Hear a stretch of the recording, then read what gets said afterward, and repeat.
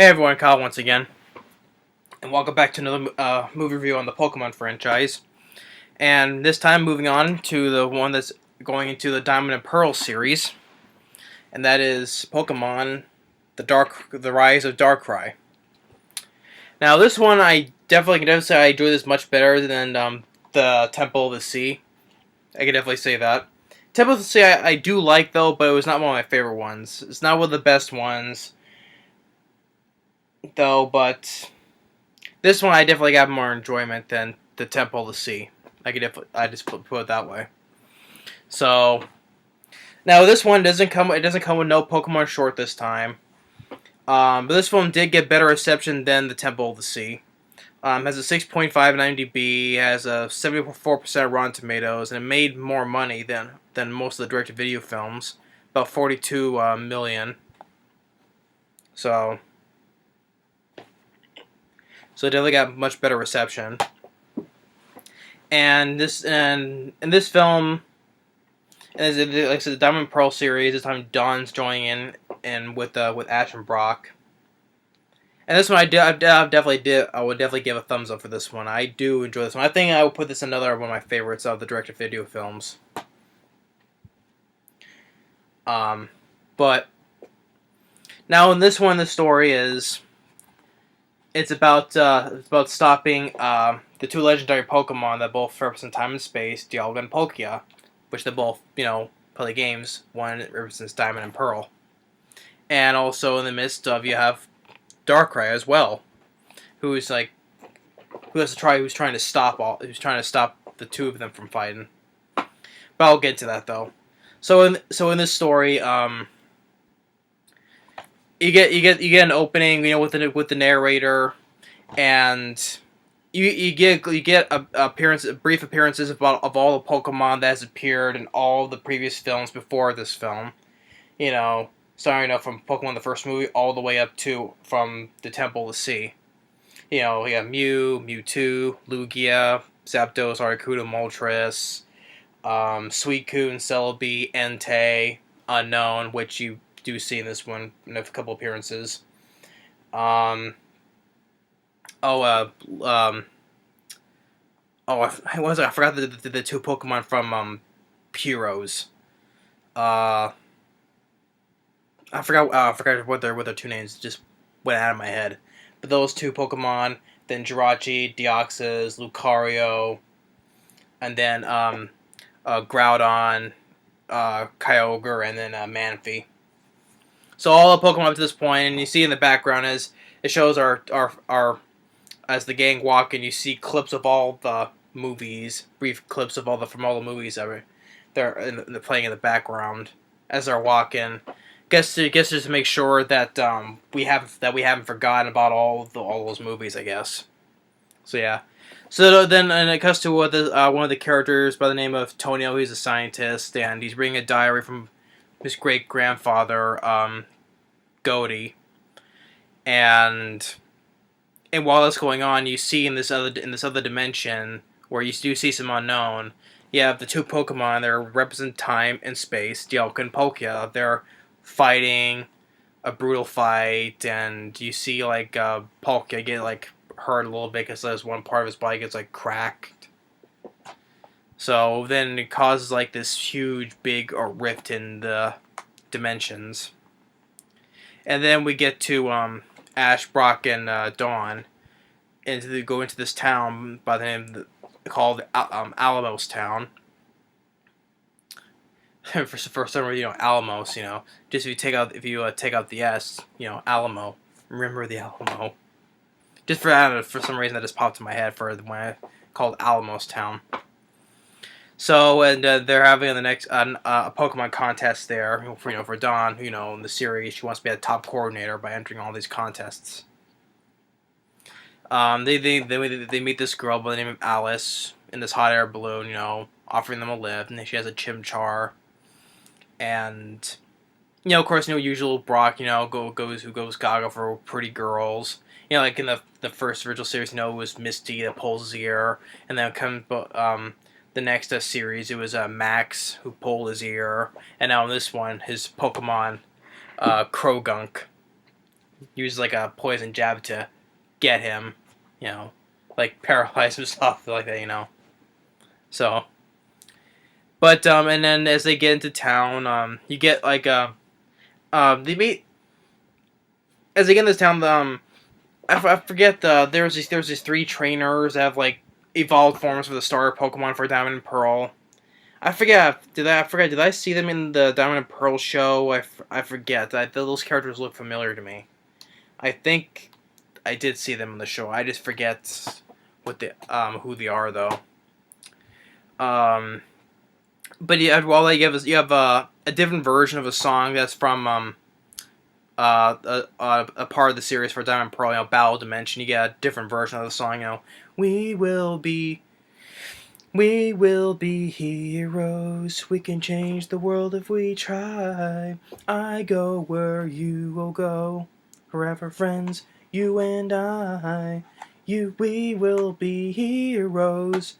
Battle Dimension Pokemon. Well, in this film, they don't say Battle Dimension. They just sing that song in a different version, though. But they don't say Battle Dimension for that part of the show. So, and then they meet with Alice again, and they go to this garden. They let all their Pokemon out to have fun with some other Pokemon that's in the garden. There was a little accident with Piplup and another Pokemon. It caused like a little domino effect with Pokemon accidentally attacking each other, and it causes they get mad at each other. But then Alice calms them down by playing with this what was it? It's a leaf whistle. I guess there's a type of leaf you whistle into and you play with, and it calms all the Pokemon down with a very soothing sound and stuff. It was something that their grandmother taught her, and then this Pokemon a Glade comes in to tell them about something. Then they see like these couple of pillars that they got damaged, and then a guy comes out, says Darkrai, and this guy is by the name of Baron Alberto, who's like this well, he says Darkrai, and they say, who's Darkrai? And Brock says it's a Pokemon that gives people nightmares, or in Pokemon as well. And this guy Alberto is saying that well, before that, you see Darkrai appears out from the ground. You see like a shadow of him moving around very quickly.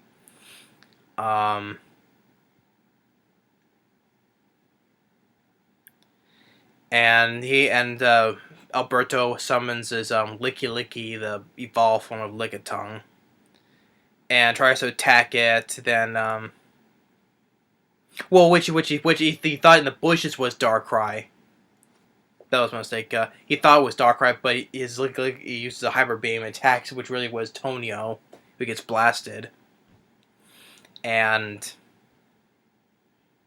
the guy who's like being like trying to be like a macho guy, saying, "Oh, she's soon to be my wife," and this and that, but she and Brock goes like, "Oh," and then Alice just says, "No, I like Tonio instead of you," and he says that he likes me better. And then Darkrai appears, and Baron has like a licky attack him. Then he shoots up this this Darkrai speaks, and he says just uses like his a dark sphere, I think it was, and Ash gets blasted, and he gets trapped in a nightmare, which means he's been asleep at this point. He's trapped in a nightmare. He sees Darkrai. He throws a Pokeball, it disappears, and Pikachu is about to fall in this hole. It jumps into him, and then he awakens, being electrocuted by Pikachu. So, and then they one thing let's know, they leave. They visit the space-time towers. There's one side where it represents time, the other side represents space. and they reach up to the top where they get to play like this the this instrument that plays this very loud the music for that for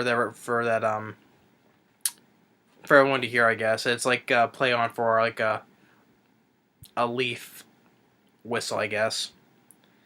And as that they wanted they made those trainers who look for me, or who I forget if they're in the show or not though. If they were gonna have another battle though, but in the middle of that Dialga and Poké are still battling in the one dimension. You see some more unknown though scattered, and as they collide again, there's this big huge ray of light that lights up the sky, and everyone's like, "Oh, what's going on?" But everyone thinks that it's Darkrai who's responsible for this, and the Baron once again starts using his Licky attacking Darkrai, and Ash goes after it, and you have Team Rocket there, who's like disguised as reporters. So they meet him in an alley, and Darkrai uses Dark Spheres to put Licky to sleep, and also in the middle of the Times Square as well, where he sets a lot of Pokemon to sleep as well, and they're all having nightmares and this and that. And at one point when Licky falls asleep, Baron Alberto, he gets transformed to Licky because it was Licky who's dreaming of becoming his master, I guess, and that's why that's why. And like Ash and Team Rocket are like, oh, look what happened to you, So, and everyone's thinking like Dialga's Darkrai is responsible for all this, but and they when they find out the whole they can't leave town, they've been cut off, and Baron's still saying that Darkrai is responsible for this. So he has like a bunch of gathering traitors to hunt and destroy Darkrai. But Alice and Tonio thinking that he's not responsible, that Darkrai is not evil at all because they knew each other back when they were kids, and when they were kids, like Alice was on this cliff and she falls, but Darkrai saves her. And for the time, Alice thought that Tonio saved her, but really he told that it was really Darkrai. I could believe then that he's not evil at all, so he could have done this, somebody else doing it. And then he's getting more information on his dad. He's observing the moment where that big ray of light lit up the sky. He sees in the middle there's a Palkia there, and he said that he's transported the whole town into another dimension, and jumping ahead, like getting to why he's there because he was trying to hide from Dialga, which doesn't work out because Dialga since Palkia was exposed, they both fight again. They start fighting and fighting. Darkrai, is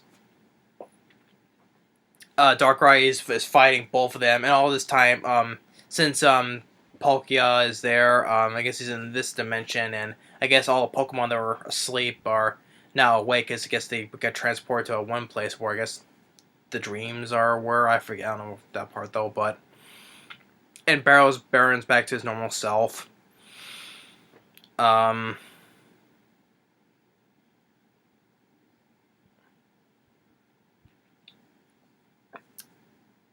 then Darkrai is trying to do his best, but he's getting beaten down by both of them attacking him, and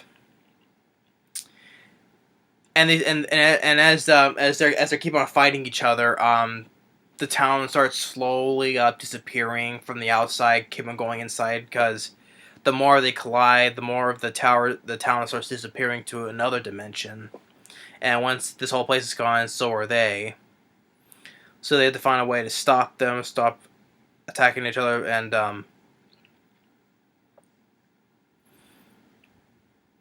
the reason why pause more because I'm trying to remember all those things, what the reasons are before, because um, I think they explained that Dialga and Palkia were not supposed to. They were entities that were not supposed to collide, and that's the reason why they're fighting, and that's why everything's out of balance. And they're trying to find a way how to get them to stop, um, and also one of the reasons why Darkrai is that he's living in this town because Alice's grandmother, when she was a child, um, Darkrai was like injured, I guess, and said that she opened his heart, and that way she can stay here as long as he wants. So that's why. And a couple times, like Darkrai's like looks at Alice like because she looks like her grandmother. That's why. And the one part where when he gets injured, and me like practically me in the same spot where her grandmother meets him, like under the same tree, I guess. That they all say they're sorry that they misunderstood Darkrai. But and the one thing leads to another. They come to the fact that that they get the idea that they're one part of the diary that Gordy left that was something part of the riddle called because he guess he predicted all this. You know, predicting this whole entire future disaster right here. He says that he has to leave this a Sauron behind, something like that. It's like it's the Sauron thing is like it's a song basically, and it's like the one that they'll calm both of them down even from the biggest rage, and this whole thing will set everything normal and set the both of them not stop fighting with each other basically. So. And and the thing is, the song represents it's one of those discs that they put on the top of the tower they set it in and makes the music. So they go and find the disc. They said that Asaran is another word for prayer. So then there's the symbol on the back of this old picture of Allison and Goaty that Alice has.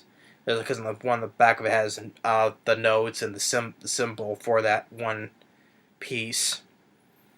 So they get that piece, so they have to climb all the way to the top of the space-time towers to put it in. And while that's so they try to get it from hot air balloon, but Dawn and Ash because they get attacked and that hot air balloon gets like the basket they're in gets like blown apart part of it, and Dawn and Ash they get onto one part of the tower, so they have to climb all the way up like the stairs, and with the help of their Pokemon as well, trying to help because everything starts disappearing. And everyone in the town they gather to this one part of the garden as like kind of like the center part, and as everything's disappearing, they're just waiting for them to for the whole thing to be over, I guess, basically.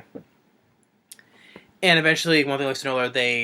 They do get up there. They put the piece in. They start the whole thing up, but it's low in electricity. Of course, sometimes that's a coincidental thing that happens. It's always low in electricity, and it's always up to Pikachu. And this time, has to charge it. But also, Dawn has Pachirisu to help charge it. So it does. The whole thing is recharged and starts playing the music. And this whole thing you see as all in one little part of this dimension, it's like a little bit left, and then the whole tower starts. Since the song is like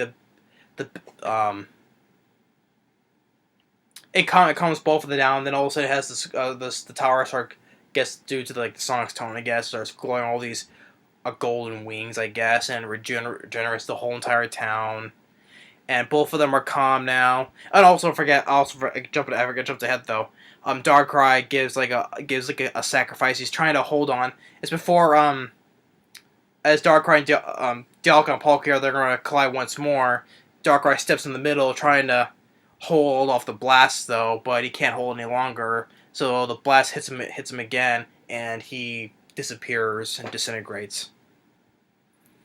So he gave himself up for that, and while the town's been got restored, Dialga returns to his part of his dimension, and Ash and Dawn tells Palkia to bring the town back to wherever, back in from this dimension, back to where they came from. And it does. And all that's going on, they're waiting to see if Darkrai is back, but they assume that he's now gone. But Ash sees his shadow on the wall, and they see him on top of the twin towers, the time space towers. So he's back still. So, and after that. And of course, as usual, as the credits are going, there's still stuff going on. Like Dawn enters her Pokemon contest, but she loses to that girl who has the Infernape. Like I said, those three trainers. I think I've seen them. I thought I saw them in part of that series though, but I forget who they are though. But if not, I must be mistaken. Otherwise, I must have seen these characters before though. So. Yeah, but she enters the contest, she loses, then that one girl with the Infernape wins it. And also, during the part Team Rocket, they disappear. Like, last time we saw them was the town was being disintegrated in the dimension.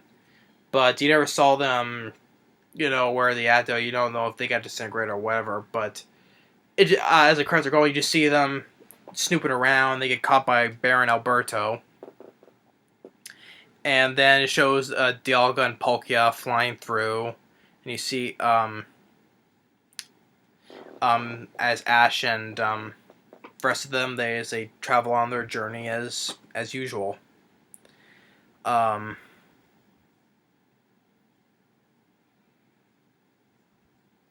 yeah.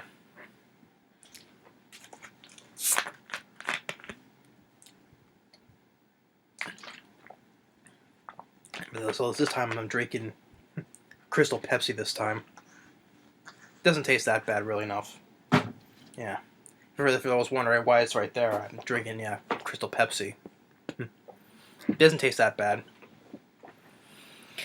But yeah, so the Rise of Darkrai, I think I definitely had a much more fun time than the Pokemon Ranger and the Temple of the Sea. I mean, I do like that one though, but this one is definitely much better. And also, I probably didn't say in my review of the film, it's definitely, I would say, it's one of the weaker ones for the direct-to-video sequels. It's not one of my favorites. It's one of the weaker ones though, but this one I definitely got a lot better feel to it than Pokemon Ranger and the Temple of the Sea. Keep repeating myself though, but this one I got more enjoyment from. The film is much shorter than the previous two ones were. Like the previous two ones, like Lucario and Pokemon Ranger, they're like a little over about 100 minutes at most. This one's a bit shorter, at least about around 90 minutes. So this one's much shorter than the previous two ones, and it's decently well paced. And I like to see the Darkrai, and then the two space and time Pokemon, Dialga and Palkia, duking it out, fight almost like a fighting to the death, I guess you should say. Not caring about what things they destroy because they're battling, they almost did both this whole town and everyone in it disappear. So yeah, but I do think it's much better than the previous one, and yeah, it's definitely it was received better than the previous one, critical wise and box office wise. But I do enjoy this one. The Rise of Darkrai is definitely I would give a thumbs up to, and then the next one get into is. Oh, I can't read from over here though. But it's the one that when you play Pokemon Platinum in Diamond and Pearl, it's one you play Pokemon Platinum. That Pokemon, which I can't read from there, but it's the one on the front cover for that one though. So that's gonna be on the next review. But hopefully I hope you like the review of this one. and if you haven't seen this one, I would say check it out. But I definitely enjoy this one. Yeah, the Rise of Darkrai is definitely a good one. But yeah, that's pretty much it. So yeah. So that's my review for Pokemon: The Rise of Darkrai. Stay tuned for the one Pokemon Giratina. I think that was the Pokemon's name, Giratina, and the Sky Warrior. But this one is definitely worth a look. And so I'll stay tuned on the next review on the Pokemon franchise. Later.